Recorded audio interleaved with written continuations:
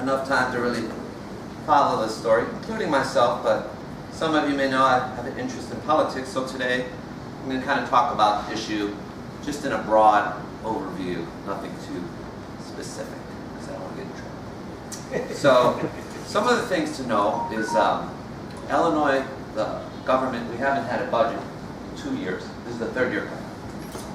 A few other things to know. In the past year for the budget, I think the overall budget in Illinois is maybe around $60 billion, I'm guessing. Kind of split in two different budgets, but a total of $60 billion. So for this year, I think we have about a $5 billion budget shortfall. And then this year, we've reached, I believe, around $15 billion in unpaid bills that have accumulated really over the past 3 or 4 years. Stuff like businesses that do work for the state of Illinois, like social services, this and that. They kind of outsource stuff to local businesses. So $15 billion in unpaid bills. And as far as other numbers to throw at you, a big thing is pensions. We all hear about pensions. Most people are like, what are that? Pensions, we talk about government employees. So most government employees get a pension. Usually it's not a huge pension. It's enough to get by. And if you look at it over a period of years, say over the next 20 years, the pensions are funded maybe by a few $100 billion. So these are the things to keep in mind.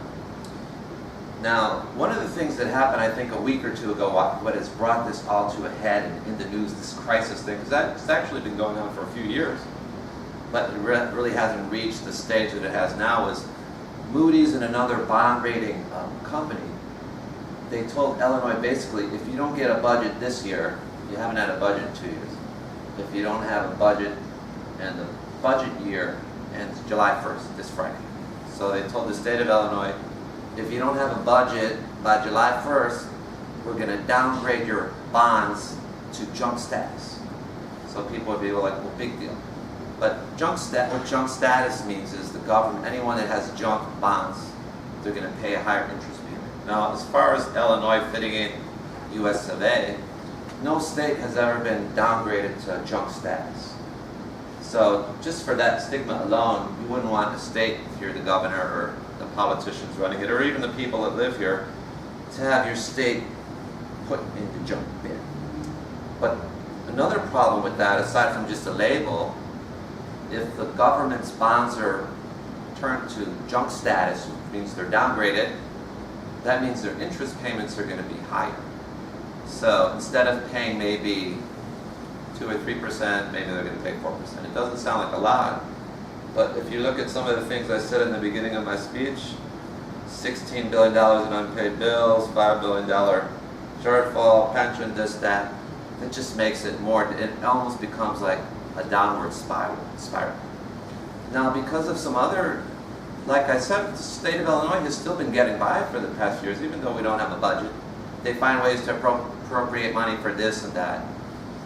But because of some technicalities in the budget, and like I said, I'm not talking specifics, but from what I understand, if they don't have a budget by Friday, the state of Illinois might not be able to sell lotto tickets anymore, if you can imagine that. It doesn't sound like a big deal, but we get revenue from lotto. Also, a lot of the big construction projects, building highways and bridges and stuff like that you see all over Illinois, they might have to stop their projects, which put people out of work and just throw everything out of whack. So these are just some of the things going on. And behind all this, it's a political thing. What you have is the new governor, Rauner. I'm sure some of you probably voted for him. Maybe Tim. Maybe not. But the political part of it is that Rauner, the governor, he's a very conservative Republican. And he won office 2 years. But Illinois is basically a liberal Democratic state. It's a mix, but it has Chicago, but it's mostly Democratic. So you have Governor Rauner came in a few years ago with his ways of doing business. He wants term limits.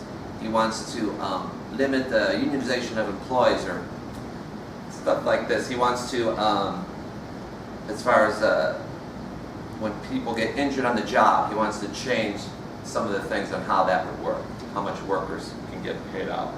So you have Rauner on one side, and then some people know Mike Madigan. He kind of runs the state of Illinois. He's a Democratic Speaker of the House.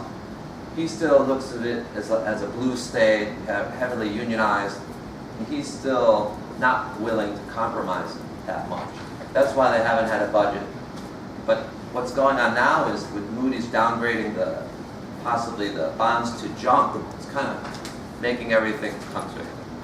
So some of us might think, how are we ever going to get out of this? But John has a plan.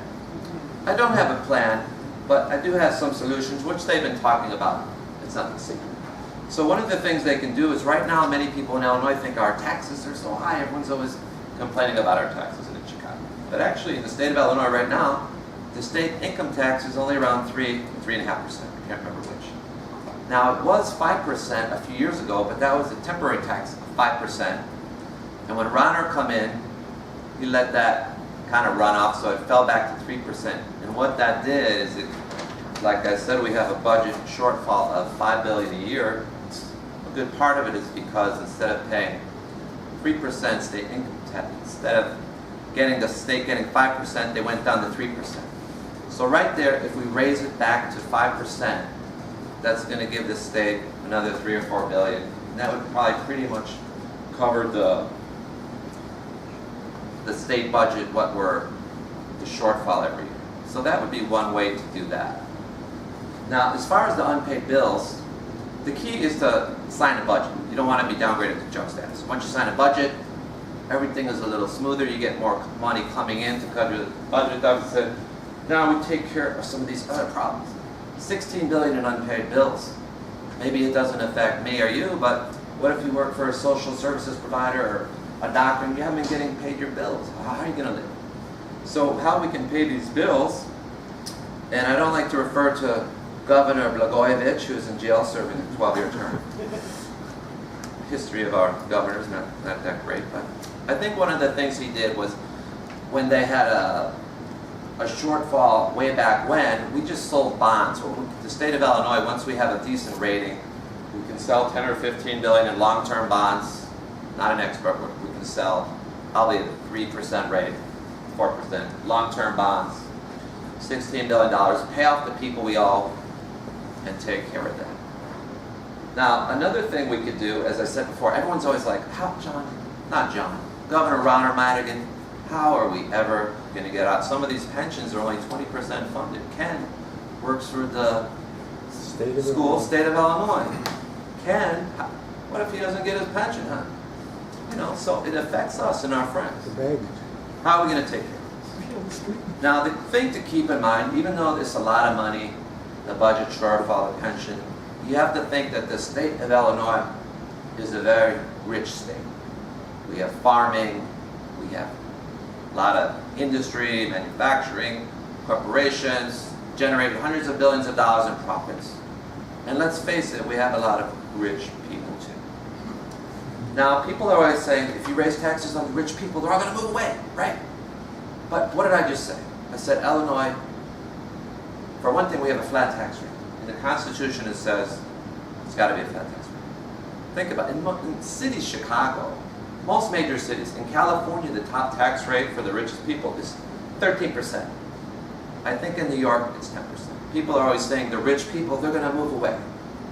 But if you're a rich person in Chicago, you live in the Gold Coast, and they raise your tax from, I already said they're going to raise it to 5 for us little people, but say they raise it to 7 or 8 for a multi-million, you really think they're going to move to Indiana, Ken, that you drive through and wait? Move to Florida. Not to put that in. The fact is, just like I said with New York and LA, places that are very desirable to live, I think people are willing to pay a bit more. So I think we can get a little revenue from that, from the wealthy people. And then also one more thing is, just to close up, as far as I said, Rauner, he's holding out for some things. He wants term limits. Some of the Democrats don't want term limits. So maybe make a deal, go with term limits in exchange for raising taxes on wealthy, and hopefully doing some of these things will get the state back.